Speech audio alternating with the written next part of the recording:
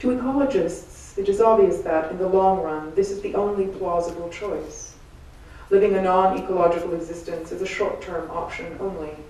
Participation in an ecology is the only way for any species to live in the long term. There is no non-ecological life, or there is none for long. Where is creativity in all this?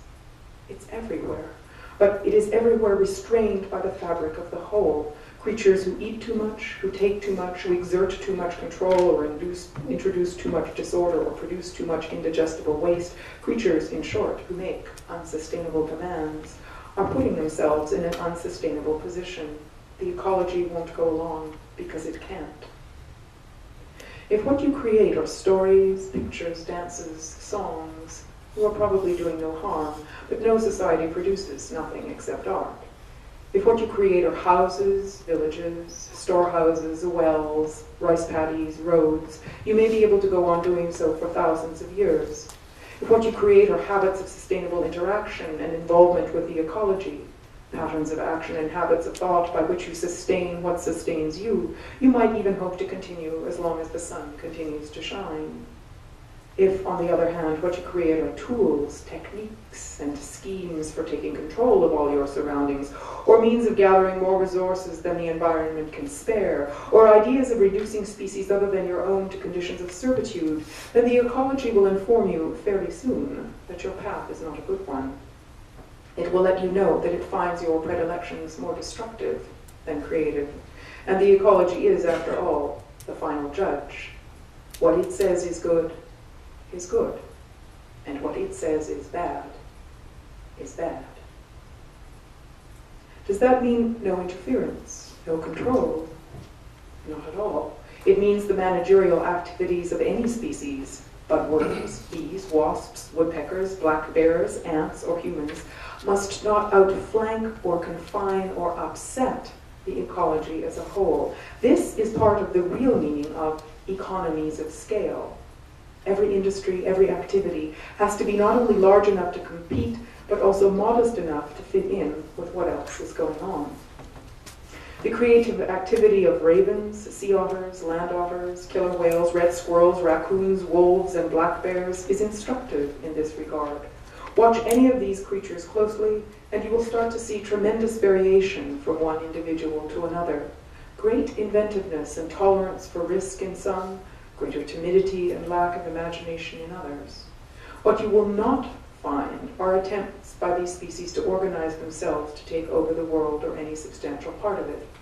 Those attempts appear to be confined to the human species. Another thing I have never noticed among the ravens, otters, squirrels, wolves, and bears is any artificial constraint by means of religion or a learned moral code. All mammals raise and educate their young, and all have social structures of a kind which entail constraints on behavior.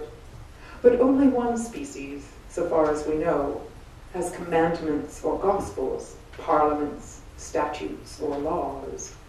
Humans seem particularly proud of their achievements in this regard, yet ecologically unsound moral codes and religious tenets have incited far more damage to the environment than they have restrained. Every act of interference with a working structure is a risk. Some of those risks are risks we have to take, and some are risks we could more easily avoid. Marriage, for instance, upsets one structure and replaces it, or tries to, with another. Planting a garden or plowing a field does the same. Is it clear where this should stop? Should it stop with planting apple trees and carrots?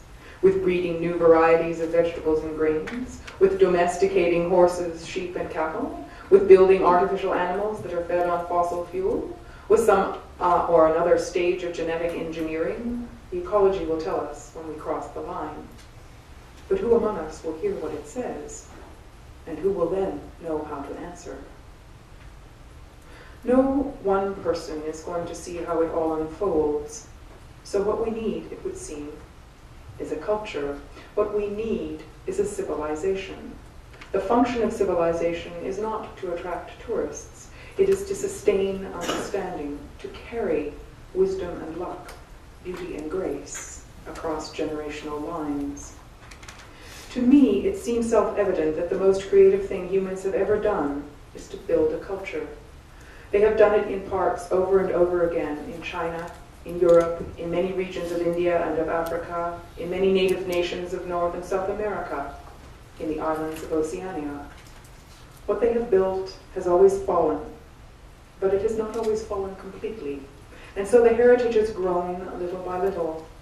Bodies of knowledge, languages and ideas, the skills of farming and cooking and weaving and pottery and writing, works of literature and music and visual art have survived and sometimes traveled around the world.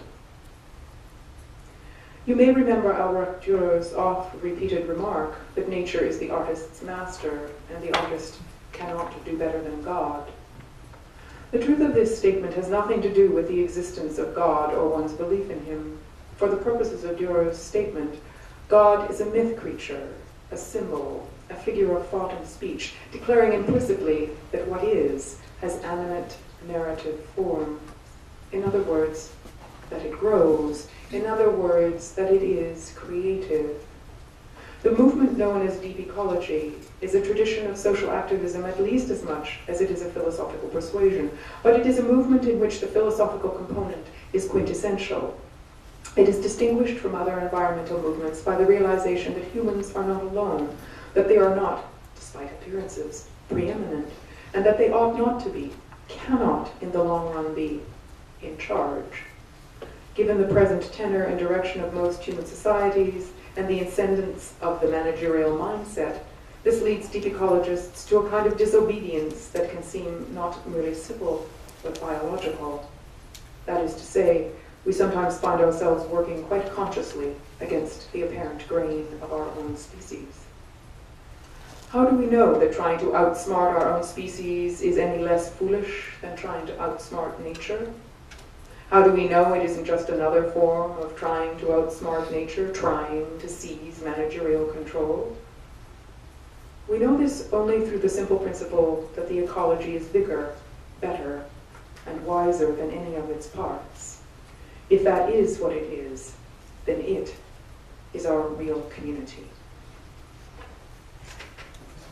Thank you, all right.